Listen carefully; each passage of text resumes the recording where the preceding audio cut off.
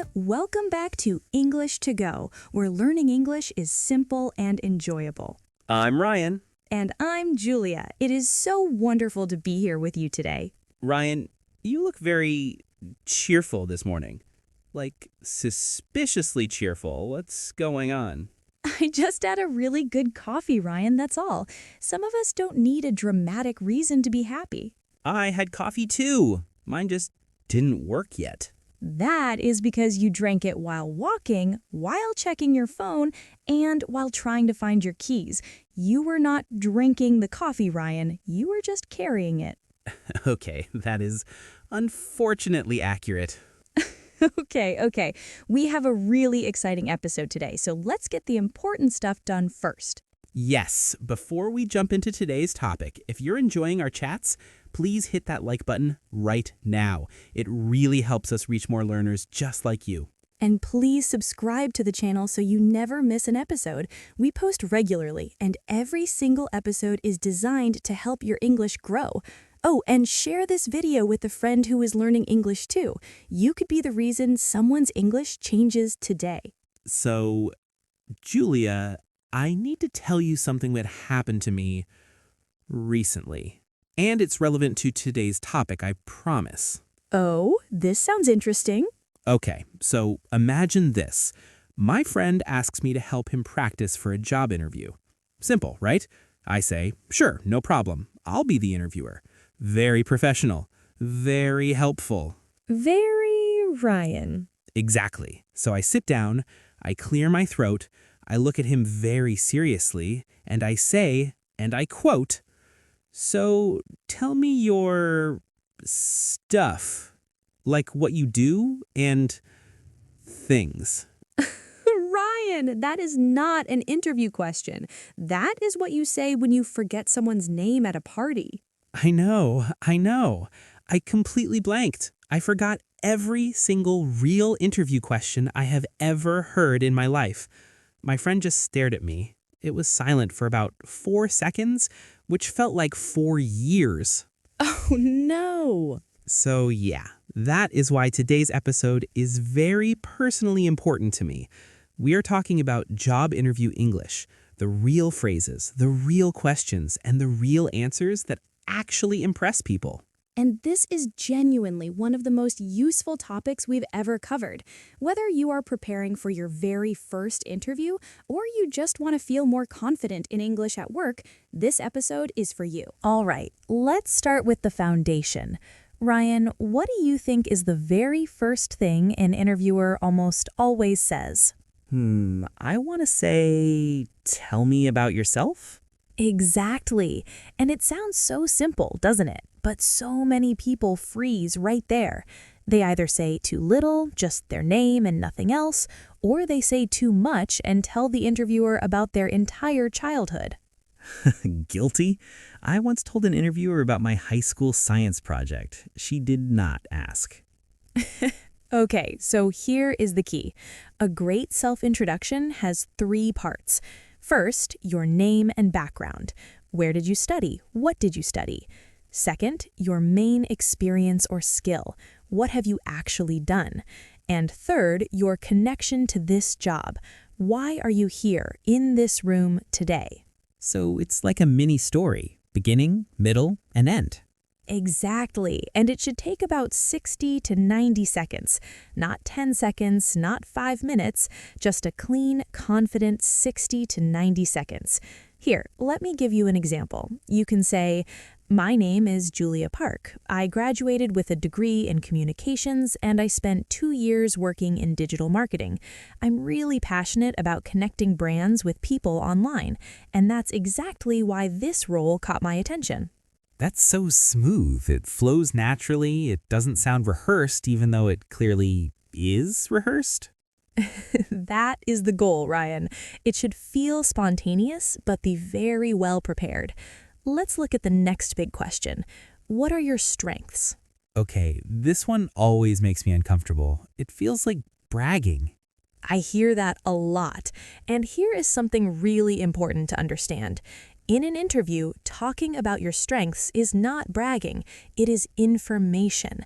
The interviewer needs to know what you are good at so they can decide if you are the right person for the job. You are not showing off, you are helping them make a decision. Oh, that actually reframes it completely. I like that. Now, the secret to a great strengths answer is something called the example rule. Never just state a strength, always prove it. So instead of saying, I am a good communicator, you say, I am a strong communicator. For example, in my last internship, I presented our team's research to a group of 15 managers and received really positive feedback. So the example is what makes it real. Exactly. Anyone can say they are hardworking, but when you give a real example, the interviewer can picture it, and that makes it believable. Okay, now let's get into the questions that really trip people up. Julia, what's the one question that people dread the most? Knowingly, why should we hire you? Exhaling dramatically. Yes, that one. Every time I hear it, I want to say, I don't know, that's kind of your job to figure out, isn't it? Please do not say that.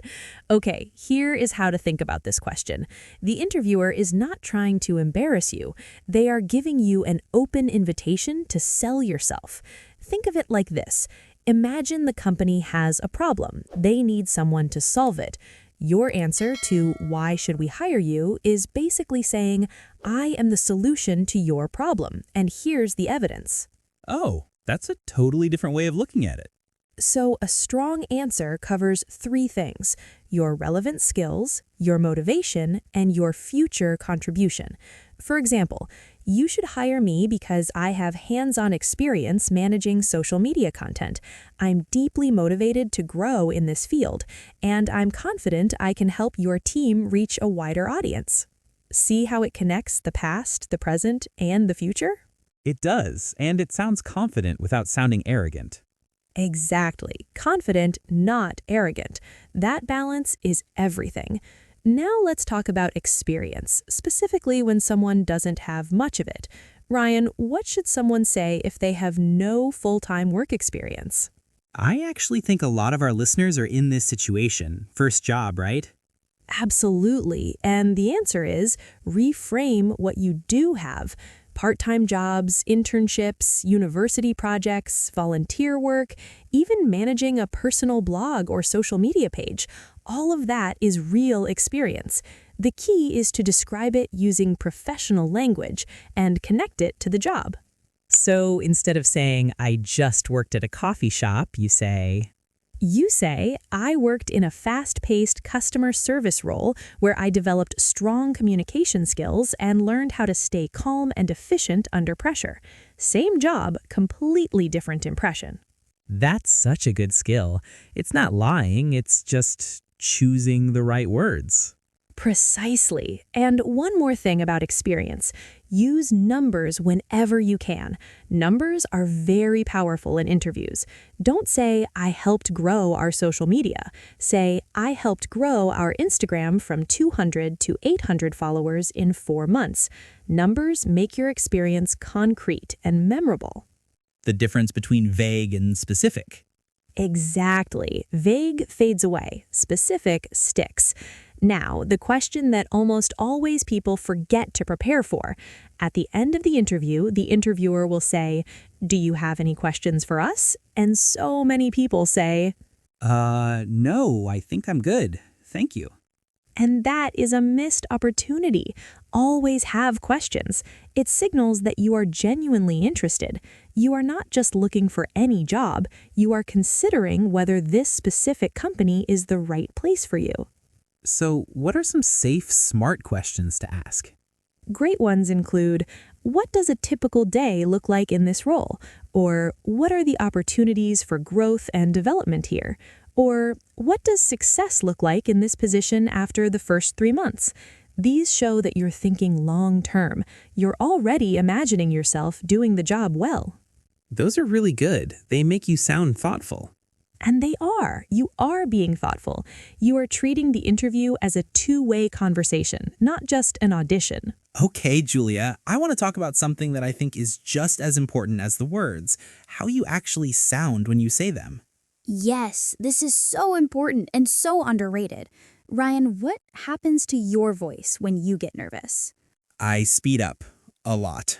I also start connecting all my sentences so there are no pauses and everything just comes out in one long stream and you can barely understand me and You're doing it right now. see exactly. Speed is the #1 issue for nervous speakers, and the fix is simple, but it takes practice. Pause on purpose. After you finish one idea, stop, take one breath, then continue. That pause does not make you sound unsure, it makes you sound thoughtful. It's almost like punctuation but with your voice. I love that. Yes, vocal punctuation. Now, there's another delivery skill that is especially important for English learners: signpost phrases. These are little phrases that tell the listener where your answer is going. For example, there are 2 main reasons, or let me give you an example, or what I mean by that is... Oh, those are great. They're like road signs for your answer. Exactly. And they also buy you a tiny bit of thinking time, which is so helpful when you are nervous. You say, there are 2 main reasons, and while the interviewer nods, your brain is quietly going, okay, what are the 2 reasons? That is sneaky and brilliant at the same time. And finally, ending an interview well. The last impression is just as important as the first. When the interview closes, always thank the interviewer warmly. You can say, "Thank you so much for your time today. I really enjoyed learning more about this role, and I look forward to hearing from you." Simple, warm, professional. Short and memorable. I like it. And speaking of practice, let's do a quick word tour of the useful phrases from today. Let's go. First word, entry level. Entry level. A job that is designed for someone who is new to the field with little or no experience. Sentence, I'm applying for an entry-level position because I want to start building my career in marketing. Perfect. Next, strengths. Strengths. The things you are especially good at. Sentence, one of my key strengths is that I stay calm and focused when I am working under pressure. Great. Next, internship. Internship. A short-term work experience, usually while you are still a student. Sentence, during my internship, I managed the company's social media accounts and created weekly content. Excellent. Next, contribute. Contribute. To give something useful to a group or project. Sentence, I am excited about this role because I believe I can genuinely contribute to your team's goals. Next, work environment. Work environment. The atmosphere and culture of a workplace, how it feels to work there. Sentence, could you tell me a little about the work environment here? I work best in collaborative settings. Nice one. Next, look forward to. Look forward to. To feel positive and excited about something in the future. Sentence, thank you for your time today. I look forward to hearing from you soon. And our final 2, motivated. Motivated. Having a strong desire and energy to do something. Sentence, I am highly motivated to grow in this field and take on new challenges. And last, leave a good impression. Leave a good impression. To make someone think positively of you after you meet. Sentence, I always try to arrive on time and be well prepared so I can leave a good impression. Wonderful. 8 great phrases all ready to use. Before we go, we have a question for you, and we really do read your answers in the comments. Here is today's question. What is one strength you have that you would mention in a job interview? Think about it honestly. What are you genuinely good at? Write one sentence below. Even one sentence is great practice. For example, I think my biggest strength is... and then finish it. You will be surprised how good it feels to write it out. Thank you so much for listening today. We know your time is valuable and we really appreciate you spending it with us. If this episode helped you, please share it with someone who has an interview coming up. You might just help them get the job. And remember, the best way to prepare for an interview is to practice, out loud, in English, as many times as you can. Confidence comes from preparation. English to go. Take it with you. Bye-bye, everyone.